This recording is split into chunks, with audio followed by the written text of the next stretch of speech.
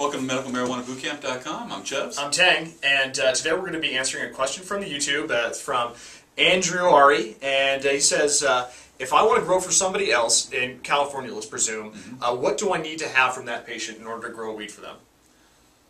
Actually, I can't answer this question now that I think about it. Very hard question, isn't it, Chubbs? Yeah, it's a very hard question to answer. There's probably a couple different ways you can go, and your answer is probably going to be determined by the advice you've been given.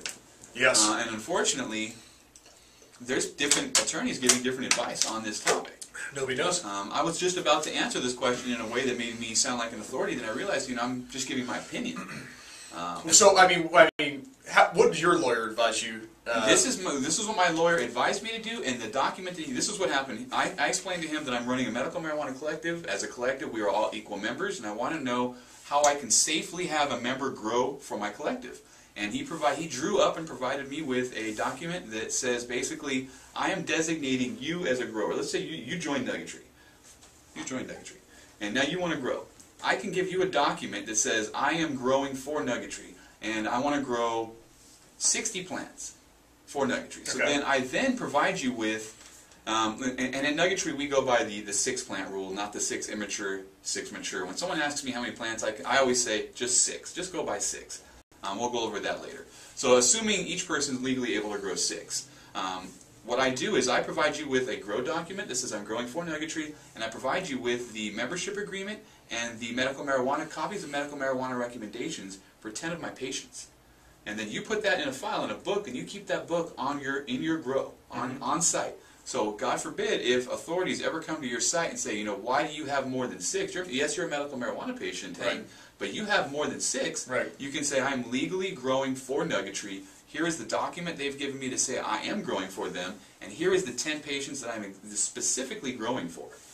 I think that's a good idea, man. I even seen they have the patient ID number wrapped around the stem. I was just going to say, you can take it a step further, and you can actually label this plant is for patient number XXX. Now that's and we highly recommend that because that really is a great way to keep track of everything.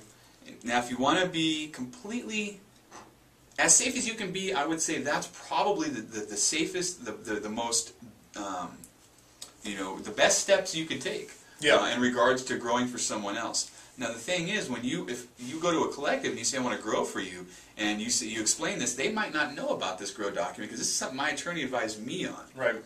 Now if they come to me, I have to get permission from the 10 members that you're going to be growing for to provide you with their information. Right. So let's say you want to grow 600 plants, and I need to get you 100 information on 100 of my patients. I then need to go to each patient individually and say, do you mind if I provide your information to Tang so he can grow? And by doing so, you are now no longer able to grow. Right. You signed away your rights. You're pretty much signing away your rights to let this guy grow for the collective. Right. So that's, in my opinion, my personal opinion, that's how it's done. But talk to your lawyer and please, see. Yeah, it's a very, very touchy subject. Like we always say, we're not attorneys, so definitely get professional advice on this topic. But as far as I'm concerned, in the way I handle it, and the way we do it in Nuggetry with our patients, that's the way we do it. And I feel safe doing it that way. So, for MedicalMarijuanaBootcamp.com, I'm Chubbs. I'm Tang. Peace.